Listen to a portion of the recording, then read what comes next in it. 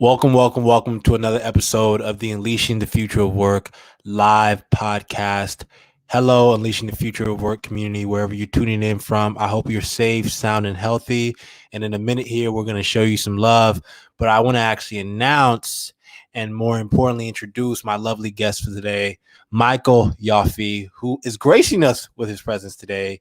Michael is the CEO and co-founder of Arist, the first text message university designed to serve the 2 billion students worldwide without regular internet access.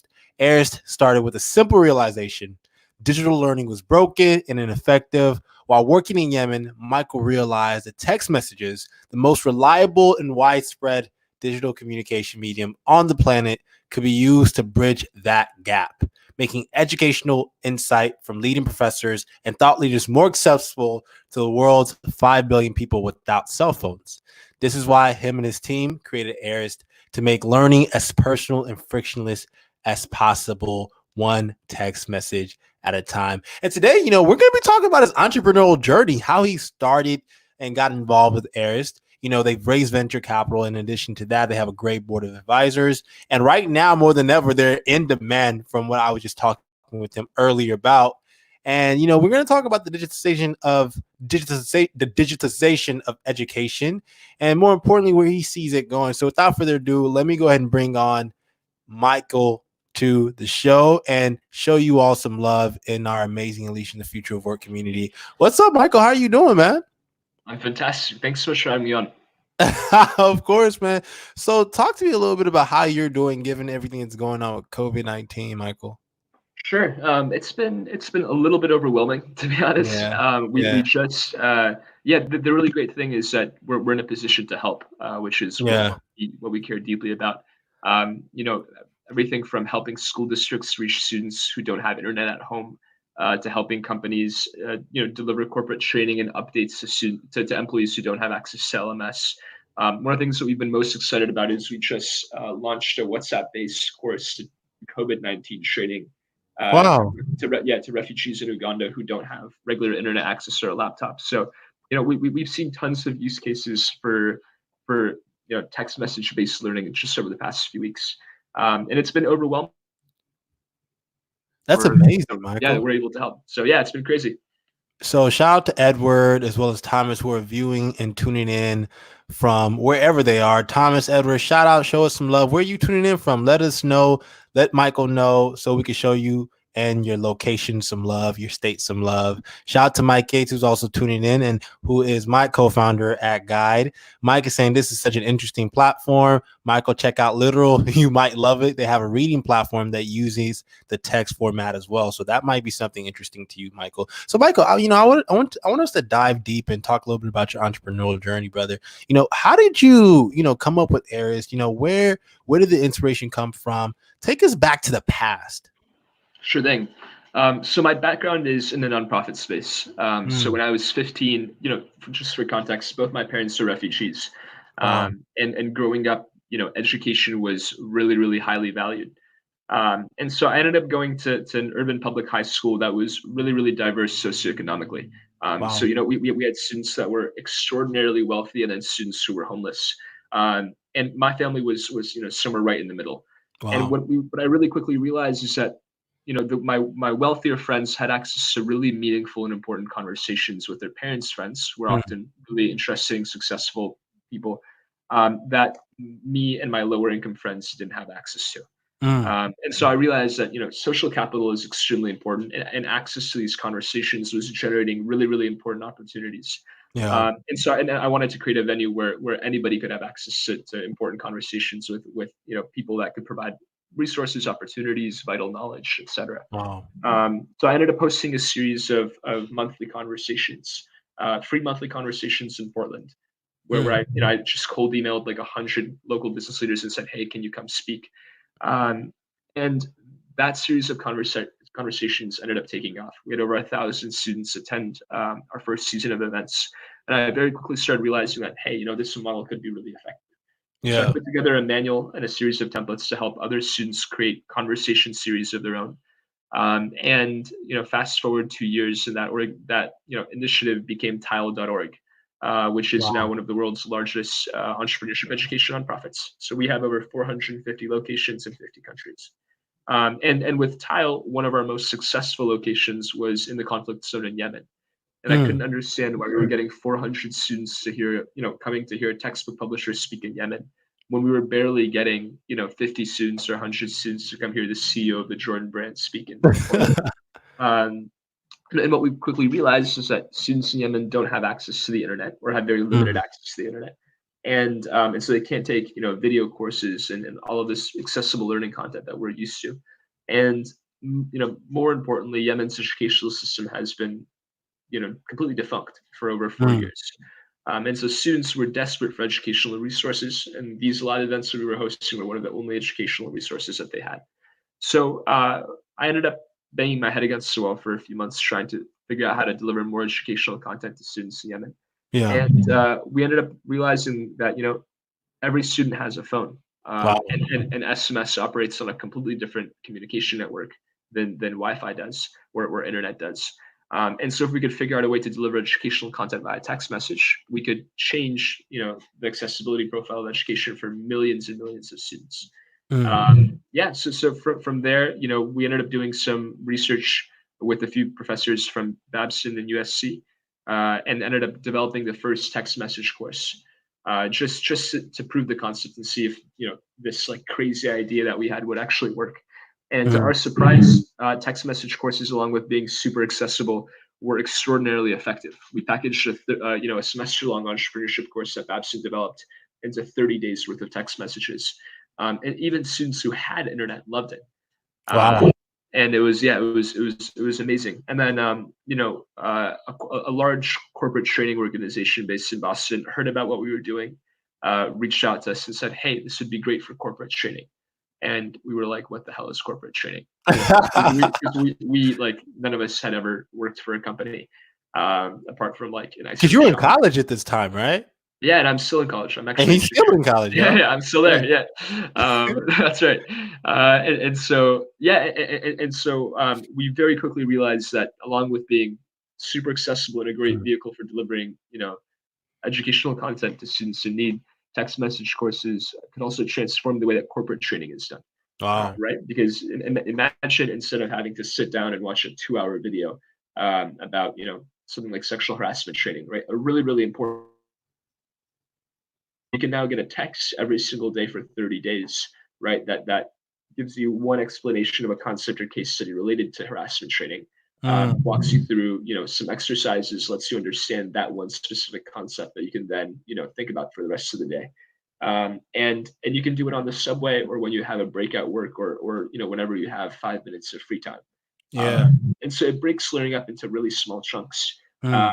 it's frictionless, and also is behaviorally a lot more effective. Our course model is based on behavioral science research from Stanford and UPenn, um, Wow. and so it's a better way to learn.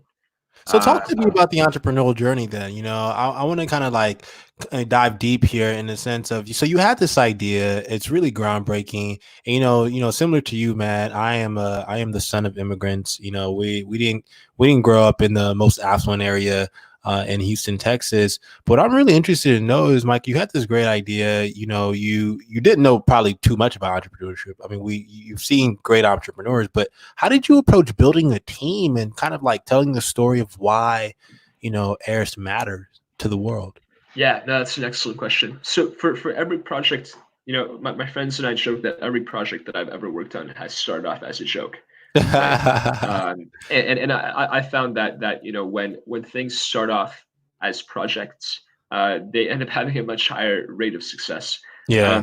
So with Tile, with the nonprofit, um, it initially started because I was just getting really frustrated. I was really, Mm. really frustrated by not being able to have the same access to educational resources that my wealthy friends had access to. Yeah. And for me, it was I think we had this one incident where I reached out to like a really notable entrepreneur in the area, and I was like, hey, like I'd love to that my friend, that my friend's dad was friends with, and I was like, hey, um, I would love to chat, and I reached out to Yeah. him with a cold email, and I was like, I'd love to chat. I'd love to, to grab 30 minutes of your time and just learn about your entrepreneurial journey, right? And he was like, yeah, like, I don't really have time. And it was I was so frustrated, right? Because this guy had time for my friend, right? Because Yeah.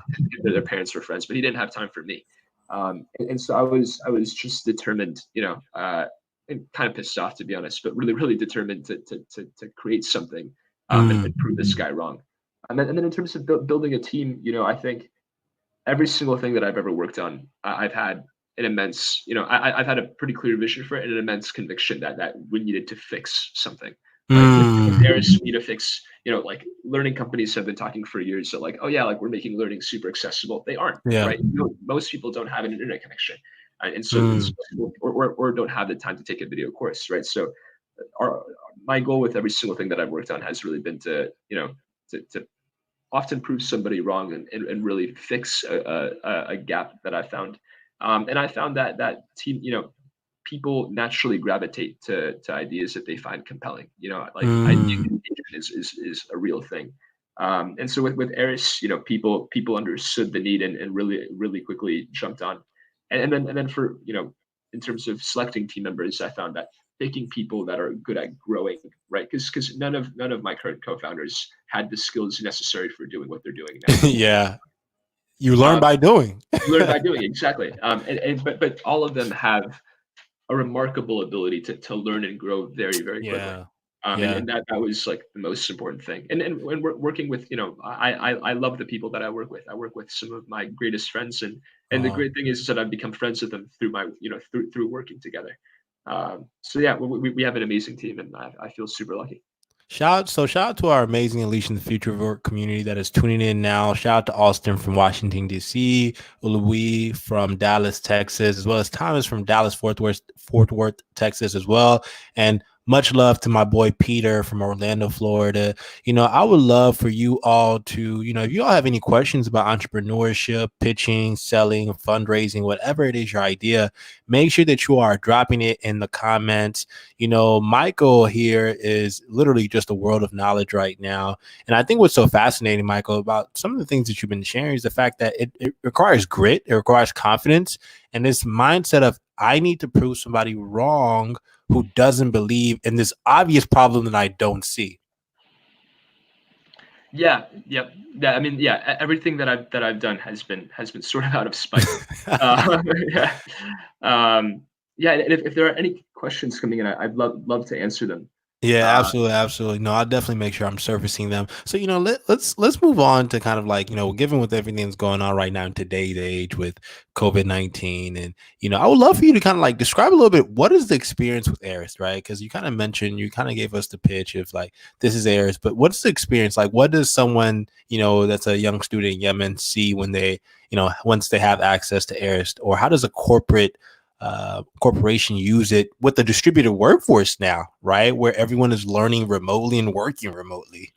yeah, yeah, exactly. So it's pretty straightforward. Building an Eris course is as easy as writing a series of text messages. Mm, Right? So if I'm a corporate trainer, for example, all I have to, or if I'm a nonprofit trying to deliver courses to students in Yemen, for example, all I have to do is write a series of text messages that really succinctly explain, a series of concepts or case studies.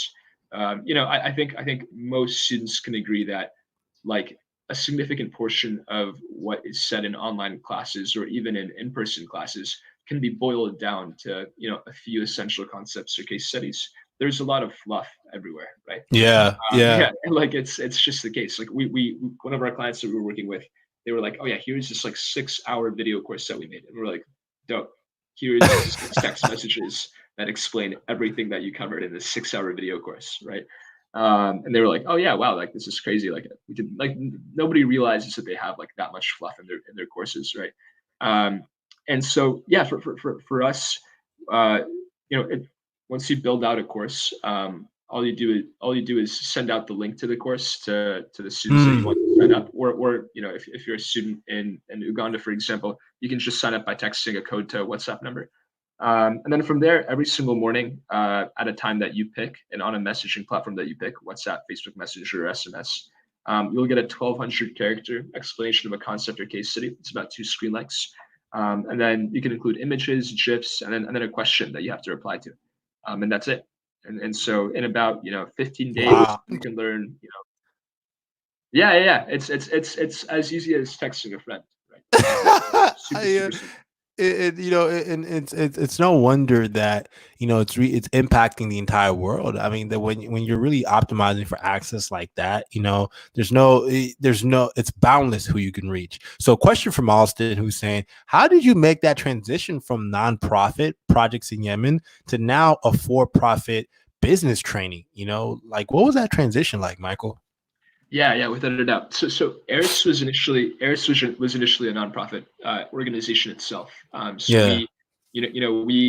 we started off as just a branch of Tile, and my thought process was like, okay, cool, like we'll get wealthy people to donate 10,000 bucks, and for 10,000 bucks we can distribute 10,000 courses, right? And then we'll just hire professors from Harvard, or from like really great universities to make courses for us. Um, and we ran into two roadblocks really quickly. One is that professors are super busy, super skeptical, and often don't have the time, Yeah. right? Or desire to do something, even if it's you know even if it's for good, they often are just swamped with commitments. And the other part of it was that donors, like nonprofit fundraising, is the hardest thing in the world. It's just like if anybody's ever done it, it is it's single-handedly the hardest thing I've ever done. And so I after Why is that? yeah, so a number of reasons. I mean, if you think about it, so let's say you're a wealthy venture capitalist in San Francisco, Yeah. right? Somebody who puts in a lot of money into innovative ideas all the time, right? You're very, very likely to put in money into an innovative for-profit because you can stand to benefit somehow. But the Mm, same people that are very, very that are willing to support innovative ideas on the for-profit side are often very, very risk averse and very conservative when it comes to their spending on the nonprofit side. mm, There's a lot less money. It's a lot more competitive, right? Because people don't necessarily benefit financially from investing in nonprofits. And as a result, there's very, very little innovation. And if you're an innovative nonprofit, mm. if I had like $1 billion, I would pour all of it into supporting innovative early stage startup nonprofits because Yeah. as easy as it is to start a startup in the United States, and then eventually get funding for it, starting a nonprofit, an innovative nonprofit, and getting funding for it is brutally hard. Yeah. Um, That makes so sense. yeah, and it's also and this is a huge problem in VC as well, is that access to capital is often networked, right? So if you don't Mm. have, which I personally hate, I think that access to capital should be a lot more equitable. But in nonprofits, oftentimes you can't even start a conversation with the foundation unless you know one of the board members. And the only way Mm. that you would know one of the board members is if your kid, went to school with their, like, weird social constructs that shouldn't exist, and weird barriers to entry that shouldn't exist. So you had to one come from that world and go into the for-profit world, but really you took a lot of those the struggle, the learnings from one having to fundraise in a nonprofit world to position you for success as your strengths in the for-profit world. Yeah, yeah, exactly. And what we realized is that, like, instead of just trying to raise money from people, we Yeah. could sell this product. We made the shift and we realized that companies liked what we were doing, right? Mm. We could sell this product to companies and then just use the money that they were paying us to pay for free courses in places like Yemen, which we do now. Yeah. We distribute thousands and thousands of free courses every month, Wow. um, and are committing to distributing. Our goal is to distribute 1 million free courses within the next few years. So yeah, we just realized that this solution made more sense as a for-profit than a nonprofit. I love it. I love it. So Michael, Mike, Mike Gates, who is co-founder at Guide, our company, as well as an education innovator who was recently featured on Live with Gary Vee. So make sure y'all check that out, Unleashing the Future of Work community. Mike is asking, how are you proving that people are learning? Also, what metrics are you capturing that point to learning? Yeah, excellent question. So it depends on how the course is designed, right? So for a compliance course, the learning that you want to see is a level of retention of knowledge and an understanding of Mm, what the concepts and case studies are. And so for that, we'll do knowledge checks, for example, every 7 days of the course. and then reflections every single day, right? So, for example, Wow. in a harassment course that we recently developed, yeah, in a harassment course that we recently developed, one day focuses on the SoFi case study, right, and explaining what went wrong at SoFi from a harassment perspective. And Mm, as a learner, you're encouraged to read the case study and then text back your analysis of what went wrong. And then later down the line, a few days later, you get a quiz explaining what actually went wrong and testing your knowledge. So the main metrics that we gathered are completion rates. So whether or not learners successfully received every single day of the course, response mm, rates. So how often users are responding to both open-ended and short answer and multiple choice questions, and then answer accuracy rates, right? So how accurately are users understanding certain questions, and how accurately are they responding? And so there's been research from a number of institutions going back, almost a decade, showing wow. that that's really short form learning content delivered via text message is really Bite effective. sized. Yeah, yeah. So for example, at Stanford, they ran a study where a number of parents of toddlers were sent daily text messages encouraging, explaining a certain fact about toddlers' early development, and then encouraging parents to act on that fact, right? Encouraging Mm, parents to read to their children at night, or take some actionable step with that learning.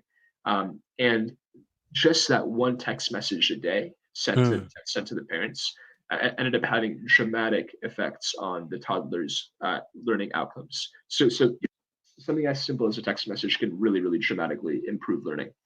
Wow. No, that's amazing the way you guys are capturing retention, but also kind of quizzing them, a few days later. I think, one kind of just like those small little nudges as quizzes, are really effective because I think it drives what you've been mentioning, throughout the show so far is this idea of retention and learning over time, right? And cognitively, as you've mentioned, it's proven like, we don't learn by binge watching like or Netflix documentaries or YouTube going down YouTube funnels. We learn through constant repetition over time, hands-on experience. And it's why, working at a job for like 2 years can teach you so much because you're observing people, but you're also doing it repeatedly over time. Yeah, exactly. And it's interesting because, what we found in the learning space is, you know, people, rightfully so, people are naturally skeptical of text message learning, right? Yeah. But it's interesting because, we're not nearly as skeptical of like video based courses, right? Even though I think most people anecdotally, right, if asked to sit through like an hour long or 2 hour long video lecture, would say that like, yeah, like, I didn't love that, or didn't learn a whole lot. Yeah. And so it's interesting because digital learning is just as you know super well. It's a wild space where things change constantly, and delivering good learning outcomes is something that I think as a space we still have to do a better job at. 110%. And Mike's follow-up question is, are you generating badges, certificates, or even credentialing with Arist for those learners? Yeah. So since most of our use cases are, the Arist platform is used by companies and universities to deliver their own courses. So sometimes they will have badges or credentials that they give to their learners Mm. for completing a course. So far, we don't have our own credentialing system, but I think that's something that we definitely want to work on down the line, especially as we start building out our own content library. Yeah, no, and I think you guys recently launched a content library that you all are building out, right? Yeah. So we Yeah, just launched a 15 course content library, primarily amazing, focused for corporate learning. But yeah, but our goal within the next year is to have courses from like from professors, and dramatically increase the variety of courses that we have. amazing, amazing. So here's a question for one of our lovely community members, Edward. And by the way, Mike is like, this is lit, man. He's really excited about the work that you're doing, Michael. So shout out to you and shout out to Mike for tuning in and showing love. So Edward is saying, what has been your greatest challenge, Mike? And what does success really look like for you 5 years, 10 years down the line? Sure thing. So the greatest challenge, I think, that's a great question. that's a that's a that's a Uh, that's an interview question. I mean, there's a hell of a lot of challenges. So, as I think there is with any startup. Yeah, the biggest challenge I think has been, getting over the natural skepticism that people have. Mm. We find that like it was so funny. I was at a conference once presenting about Eris, um, and a dude walked by our booth and was like, "This has to be a joke, right?" Wow. And we were like, "No, like there's actually like a pretty decent amount of research behind this." And the dude was super skeptical, like borderline rude almost, until he took a course, right? And then it was so funny. He ended up being like a great friend and a really good partner. And he held us back, after taking like a 5-day sample course. It was like, I get it now. Like I understand why this is important. You made him a Um, believer. yeah, yeah, exactly. And so I think that barrier is often something we have to get past. And also for anybody listening, I'd strongly encourage you to go to our website, just arist.co, and try a free course. And let me know what you think. We always love to get thoughts and feedback. But yeah, I think that was a challenge. And then one of the challenges that we currently face is figuring out, what is the limit of content that we can teach over Mm. text message, right? I don't think it's a Yeah. good medium. No digital learning solution is perfect for every use case. Yeah. And I think for us, we know what our good use cases are in the corporate side, but on the academic side, it's not a good platform for teaching astrophysics, right? Yeah. Um, it's not, it's but we're always experimenting with like what is the limit of what we can teach. Yeah. Oh man, that's powerful. That's powerful. And I think what's so interesting too is the fact that, you all are constantly learning, right? On how people are using areas, what are the use cases they're using it for. So you all are able to iterate over time based on those learnings. And I think another aspect to Edward's question is like, when you think about the vision for Aries, like in 5 to 10 years, like do you see it being, it's you've been using corporations now already, and you're also you're changing the world with it. What next? Like, is there other niches that you want to tackle that are kind of interesting to you? Yeah. So do you mean for myself personally, or with Arist as a platform?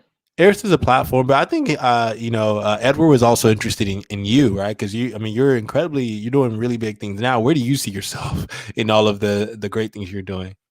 Sure thing. So I'll answer the second question first. I think for me personally, I need to graduate college first. That's kind of that's one thing that I need to get through. So yeah, so I have to graduate. That's on the table. That's Uh, important. that's important. Yeah, yeah, exactly. I have like 1 year left, so I just need to like get through it. But I think yeah, for me, I'd love to take Eris to a point where um it'd be great to get it to a point where it's a household name in learning, right? Where text message courses are something that we societally understand and use as often as a video course, Mm, right? Where and I think for me, I think it'd be so cool to wake up every single morning to a text from somebody that I love to learn from. Like imagine getting a text, an educational text message every single day from somebody like Malcolm Gladwell, right? Or even like mm, taking a 25-day sales course from Gary Vee, right? Where every day Gary Vee walks you through, like one of his, key concepts or a case study of what he did. I think embedding learning into the day-to-day lives of all of us, and all of us are busy, all of us, have limited time. That's something that we care deeply about. And I think over the next 5 years, getting Aris to the point where it's being used by hundreds of companies and universities, and where we can service, that would be the coolest thing in the world. Arist is going to take over the world, man. I completely believe in you. And, I think the work that you've already done in touching young lives as well as, helping enterprises, one, build a more learning oriented workforce, it's speaking volumes already, man. And, Austin is saying, man, dude, he's loving all of the things that you're doing. And, you pretty much answered one of the questions that he has. So I think, my last question for you, Mike, the world is changing, man. I think one, learning is now becoming even more critical. Every organization is now a remote company to a degree, and distance learning is becoming more popular. So what are 2 to 3 trends when it comes to? I think I would like to say the digitization of education, because I think now more than ever, everything is truly going online. I kind of have this thing where I say from 2000 to 2010 2010 was the internet era. From 2010 to 2020 was yeah, like 2020 now was the mobile era, and now from 2020 to 2030, I think we're now entering where a mix of technologies are really going to change how we learn, how we work, and also how we stay connected to each other. For you, Michael, so what are 2 to 3 trends that you're kind of seeing that are exciting to you right now? Yeah, without a doubt. So one thing that, and just checking, you can still hear me okay, right? My internet Oh yeah, connection. absolutely. Sweet, sweet. Yes. So one thing that we're super fascinated by is, the movement towards, and obviously we're super biased on this end, but the movement towards messaging taking everything over, right? So Mm, I think within the next decade, and we see this already, right? With Venmo, right, making payments as easy as sending a text, right? And I think that's going to become even more embedded, right? So payments are going to become as easy as messaging. Buying something is going to become as easy as messaging, and education as well. And so I think we'll see work, and Slack is also a good example, right? I think mm, one of the reasons that Slack has taken off is because it makes communicating with your team as easy as sending a text. It makes this communication format that we're so used to normalized in the workplace. So I think messaging is going to continue to dramatically increase in the workplace, and I'm curious what other what other shapes that's going to take, and then I think with remote work it's I'm always so right now we live in a pretty small house, and yeah. right now we have my dad's working from home, right, my mom's home, my 14-year-old sister's home, and Mm, and so it's super hectic, because yeah.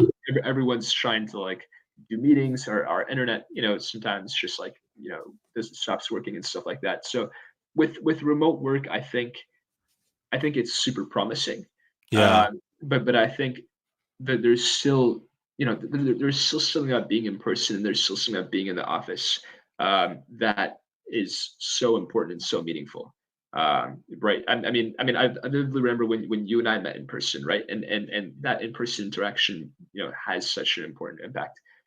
So I think we'll see highly curated in-person office experiences or in-person work experiences, right? Where instead of having a massive office with a ton of cubicles, you have a smaller office that's really really well done, and that facilitates meaningful in-person interaction, Mm. and then better remote workspaces from there.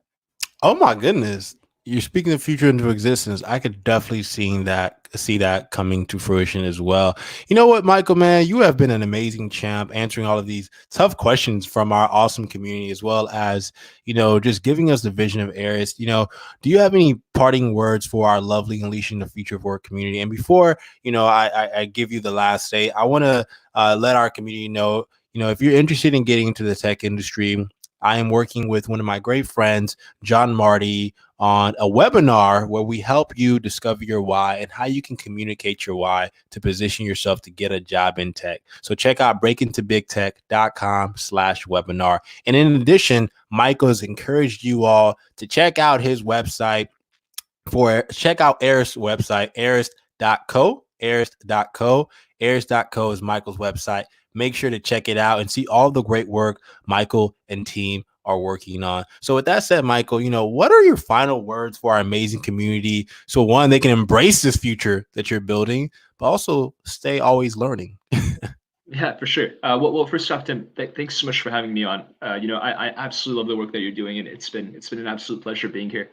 Yeah, I think parting words are, it's one of a mentor that I really respect recently said to me that everything feels like an absolute failure until you succeed, right? So until Mm, the very very last moment, everything feels like it's going to fail. mm, Um, and that, for me, that was super helpful, because there have been probably once or twice a week I'm like, yikes, like this might just collapse, like if, yeah. and and so just remember that that there's always going to be a next step, there's always going to be a next day, right? New information is constantly coming in, and just just keep working at it. If you have a vision for something, just keep working at it, keep being determined. And but also also have a healthy attitude about it, and take care of yourself and your friends and your family. That matters more than anything else. So Man, Michael, dude, that was inspirational, man. I am touched. I felt that in my heart, and I know our amazing UTFOW community felt that as well. With that said, if you're interested in being a guest or sponsoring the UTFOW podcast, a guide podcast, please make sure to check our website out, utfow.com. And more importantly, check out Arist.co to see all of the amazing work that Michael and team are doing and how they're changing the world. And I think making learning, text message learning, more accessible. Michael, Mr. Ioffe, it was truly an honor to have you on the podcast episode today, man. And we look forward to just keeping tabs on your journey, bro. thanks so much, man. Yeah, super happy to be here. All right, y'all. Peace out, Unleashing the Future Work community. Until next time, peace, love, and stay always learning. Awesome.